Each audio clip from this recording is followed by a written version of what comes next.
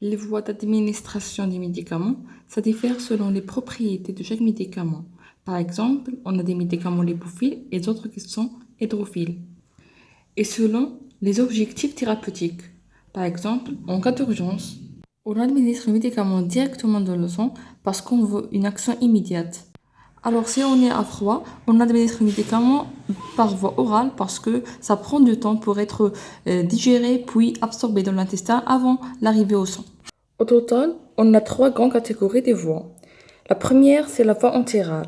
Et entère, c'est le mot latin qui désigne l'intestin. C'est-à-dire cette voie-là utilise l'intestin. Alors que par entérale, par, c'est-à-dire en dehors, et entéral toujours, c'est l'intestin, c'est-à-dire en dehors de l'intestin. Le médicament n'arrive pas à l'intestin, et il arrive directement au sang. Et troisième catégorie, c'est la voie topique. La voie topique, c'est l'application du médicament sur une surface externe du corps, c'est-à-dire la peau ou bien la muqueuse. Détaillons chaque voie à part. Commençons par la voie entérale. Dans cette voie, on a quatre sous-types. On a la première, c'est la voie orale, qui s'appelle aussi la voie per os, parce que per os en latin, c'est-à-dire par la bouche. Comme son nom l'indique, elle consiste à administrer le médicament par la bouche puis l'avaler. Elle s'appelle aussi la voie per os.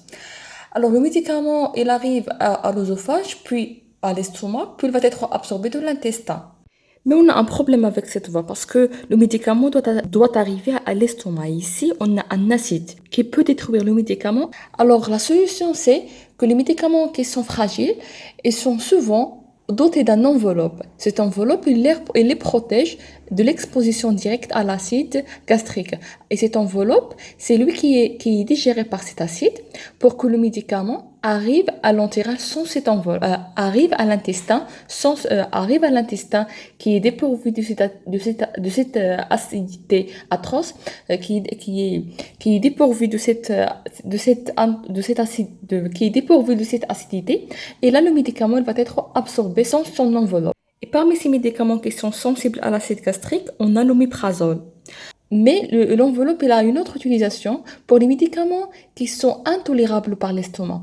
Par exemple, on a l'aspirine. L'aspirine, il est aussi doté d'une enveloppe, non pas pour le protéger, mais pour protéger l'estomac de ce médicament.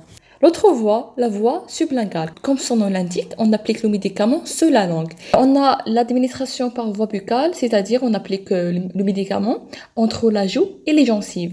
Vous avez remarqué pour ces deux médicaments, on n'a pas besoin d'avaler le médicament pour arriver au sang. Ils sont plutôt absorbés par les capillaires sanguines de la bouche. L'autre voie, toujours dans la catégorie entérale, c'est la voie rectale, qui consiste à administrer le médicament par le rectum.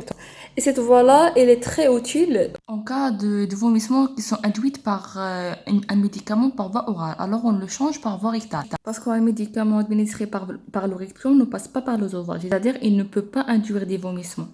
Deuxième catégorie des voies, c'est la voie parentérale. Par indique au-delà, et entérale, on l'a déjà vu, c'est l'intestin, c'est-à-dire cette voie-là, elle passe en dehors de l'intestin. En fait, le médicament arrive directement de la circulation générale. Et cette voie-là, elle est très utile surtout en cas des médicaments qui sont mal absorbés par l'intestin. Comme exemple, l'héparine. Et aussi pour les médicaments qui sont généralement perturbés par l'intestin, comme l'insuline. Mais le plus important, c'est quand le patient il est en état d'urgence. C'est-à-dire, on ne peut pas attendre que le médicament, après que le patient l'avale, arrive à l'œsophage, puis à l'estomac, puis à l'intestin, puis doit être absorbé pour arriver à la circulation générale. Ici, la voie entérale assure que le médicament arrive directement dans le sang, c'est-à-dire, il nous permet d'avoir un effet immédiat, ce qui peut sauver la vie des patients en urgence. En plus, cette voie est utilisée quand le patient ne peut pas avaler. Soit il est inconscient ou bien il a juste un problème qui l'empêche d'avaler les médicaments. Avant de citer toutes les voies entérales, on doit juste faire un petit rappel sur la structure de la peau. Alors la peau de la superficie vers la profondeur, la première couche, là s'appelle l'épiderme. C'est elle qui est en contact avec le milieu externe. Et dessous, on trouve le derme, qui est riche en capillaires sanguines. Et après, on a l'hypoderme, ou bien ce qu'on appelle aussi la couche sous-cutanée, qui est riche en vaisseaux et aussi en graisse. Et au-delà, on a les muscles. Détaillons les voies parentérales. La première à étudier, c'est la plus superficielle, c'est la voie intradermique. C'est-à-dire, on injecte le médicament dans le derme. Cette voie, c'est rarement utilisée pour le traitement, c'est juste pour les tests d'allergie. Et puis, on a la voie sous-cutanée, c'est l'injection du médicament dans la couche sous-cutanée ou bien la couche hypodermique, c'est la même chose. Et c'est la voie utilisée pour l'injection de l'insuline. Il peut même être utilisé par le patient lui-même. On injecte l'insuline dans la graisse de l'estomac. Et on a l'injection intramusculaire, c'est-à-dire on injecte le médicament dans le muscle. Et la dernière voie, c'est la voie intravéneuse et c'est la plus importante et la plus rapide de toutes les voies qu'on vient d'étudier. Et d'ailleurs, c'est la voie la plus utilisée en médecine, surtout en cas d'urgence. Et la dernière catégorie des voies, c'est la voie topique qui a des sous-types. La première, c'est l'inhalation orale, qui est utile pour les médicaments qui sont évaporisés dans un nébulisateur pour être inhalés et ainsi ils passent directement au poumon via la trachée. Cette voie est surtout utilisée pour traiter l'asthme aussi bien que les autres affections du poumon. On a aussi des médicaments qui sont à la base des gaz, comme celle utilisée en anesthésie par exemple. Et on a la voie nasale qui consiste à appliquer le médicament directement sur la muqueuse nasale. Et également la voie oculaire qui consiste à appliquer des gouttes au globe oculaire. Et l'avant-dernière, c'est la voie transdermique. Attention ici, il ne faut pas la confondre avec la voie intradermique qu'on l'a vu dans les voies apparentérales. Une injection.